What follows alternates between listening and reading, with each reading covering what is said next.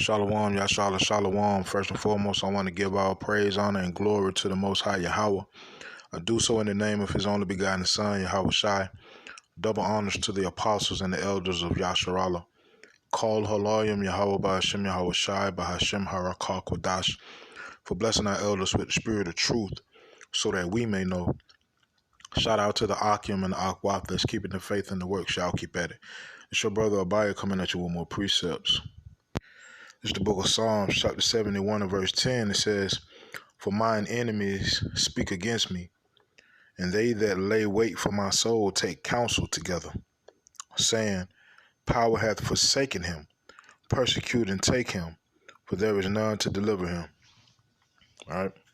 It's something going on in the game, and really what it is the end of one world and the introduction of a new world based off of pure evil and wickedness, with the intent of having humanity as perpetual servants, right?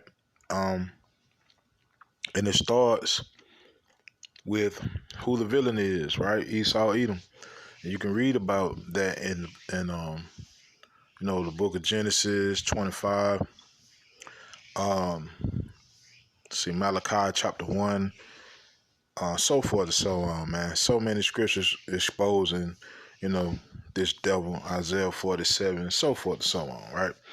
But if you've been paying attention to the finances, the global economics, you will see that they're moving away from the paper dollar and moving more towards digital.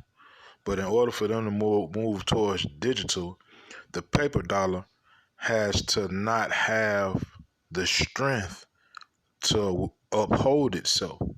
So what are they doing? They're crashing the fiat, right? They're crashing the dollar, whether that dollar is American or Russian or whatever. It's crashing, and they're moving more towards the digital, like I said earlier. Basically, they're plotting. So we need to be seeing the game, all right? Let me see. Go to the book of Ephesians. Let's see. Ephesians chapter 5 and verse 15. Says, "See then that ye walk circumspectly, not as fools, but as wise, redeeming the time, because the days are evil." All right? We have to understand that we living in the days of Jacob's trouble. We're living in the days of the end of the kingdom of Esau. Right? And we have to understand what comes with that. All right, so with that, let this video play and I'll be back.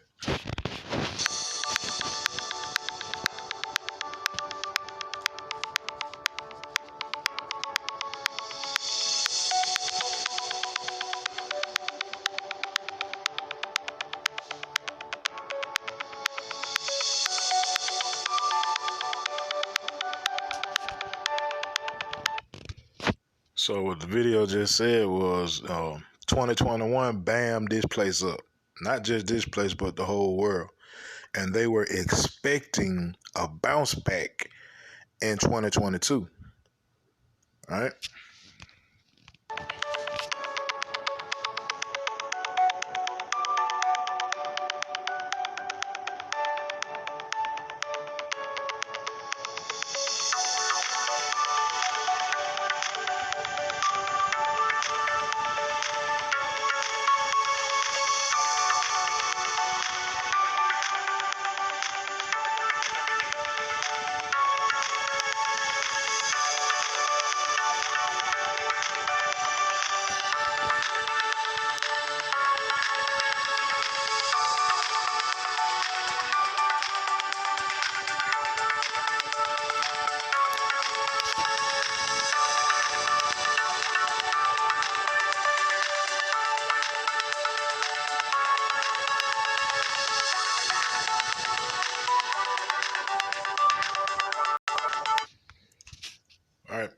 So the plan was accelerate the global economic recovery for 2022.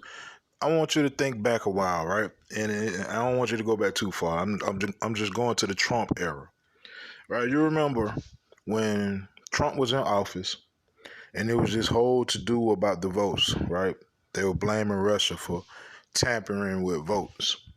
And do you recall when Trump met Putin and they had a private meeting that nobody was invited to? Nobody heard what was spoken of or any of that.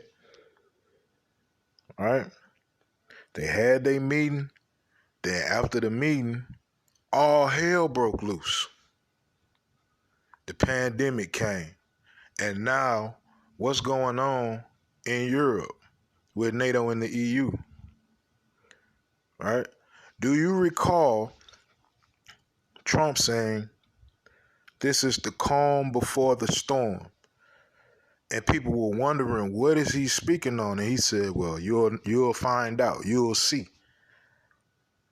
And then all hell broke loose. I'm just saying, that's coincidental than a mug, right?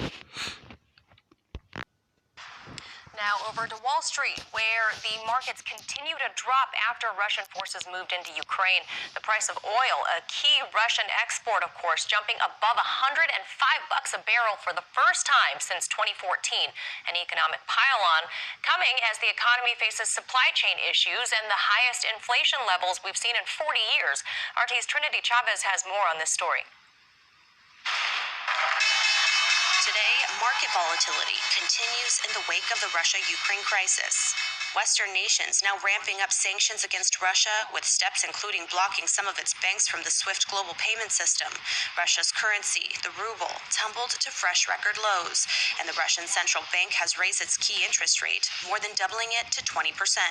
On Wall Street, markets are under pressure. Monday morning, futures for the S&P 500 index dropped about 1.4%, while futures for the tech-heavy NASDAQ 100 declined roughly 1.2% as the volatility index rose to its highest level seen in over a year. The pan-continental stock Europe 600 also fell, approaching a correction. This while China's Hang Seng index retreated 0.2% at the close of Monday trading, the lowest since March 2020, the peak of the pandemic. As the market is down, oil prices are up. Brent crude oil, the international oil benchmark, rose as much as 7% to trade as high as $105 per barrel. Texas Intermediate crude futures, the U.S. benchmark, also gained as much as 7% to trade above $98 per barrel. Meantime, investors are on high alert as the situation intensifies in Ukraine, many now scrambling to adjust their positions to geopolitical developments. Foreign Question, Trinity Chavez, RT. All right. So now, here we are in 2022, and the world economy is worse worse than it was, or almost worse than last year. And please don't think this is all coincidence. Like this just some just so happenings type stuff. It's not. All of this is on purpose. Right? All of this is on purpose, man. All right? Let me go to let me see.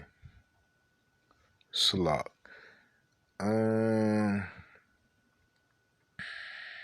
Second Ezra 15 and I guess 19. It says, "A man shall have no pity upon his neighbor, but shall destroy their houses with the sword and spoil their goods because of the lack of bread and for great tribulation." It's written that it will be tribulation. It's written the lack of bread, that's famine. And we are seeing hyperinflation begin to come upon the world. Right? So it's going to get bad out here, bro. And once again, it's not by chance. All of this is a part of a bigger plan. It's a part of an agenda, right? And the agenda is the new world. They told you this The whole 2020 and 2021, they constantly pushed the phrase, the new world, over and over and over again, right? The lame people thought they were just speaking about getting used to, a certain thing being in the air, but it's way deeper than that, man. It's way deeper than a virus. These people are trying to create a new world, right? Please see the game. Those of us that are operating in the spirit of truth to the best of our ability through faith, we see it, right? And we're hastening the day. But unfortunately, the majority of our people, they blind to the facts and they don't want to hear the truth.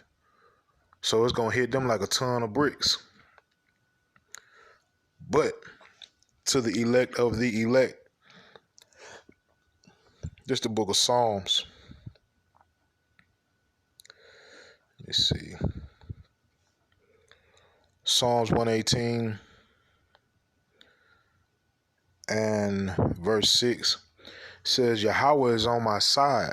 I will not fear. What can man do unto me? Right? What can man do unto me? We don't fear man. That's why the Most High is allowing us to see these demons that are disguising themselves as men. And that's why the Most High has placed the fear of him in us. And it surpasses anything that these individuals can do, man. And Yahweh Hashem, Yahweh Shai Ratazah, we keep that spirit till Shiloh come. Right? But what's going on? To be exact, this is the book of Sirach, chapter 10 and verse 8. Because of unrighteous dealings, injuries, and riches got by deceit, the kingdom is translated from one people to another. That's what we're witnessing. We're seeing the end of the wicked kingdom and the beginning of the righteous. Right? And bring out this script and I'm going to close it up. The book of Zephaniah, chapter 3 and verse 20. Says, at that time will I bring you again.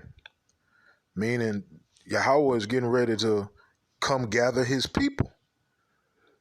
Right? It says, even in the time that I gather you, for I will make you a name and a praise among all people of the earth.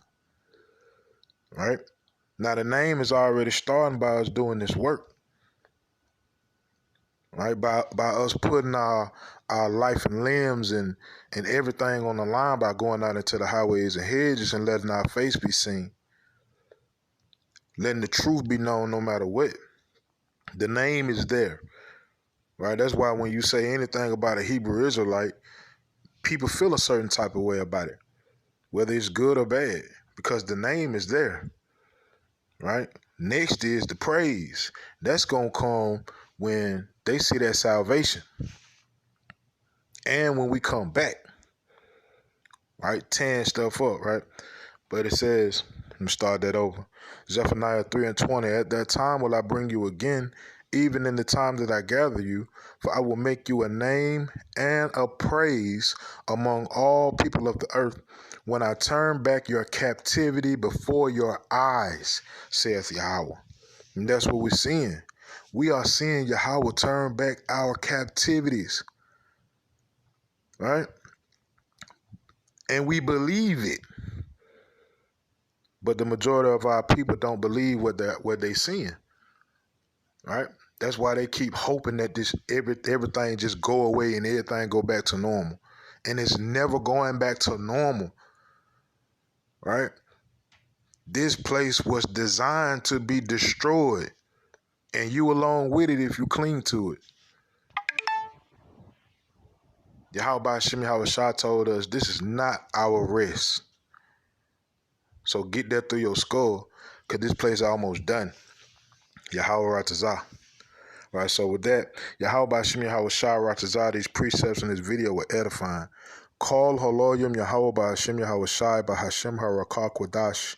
Shalom Yashala.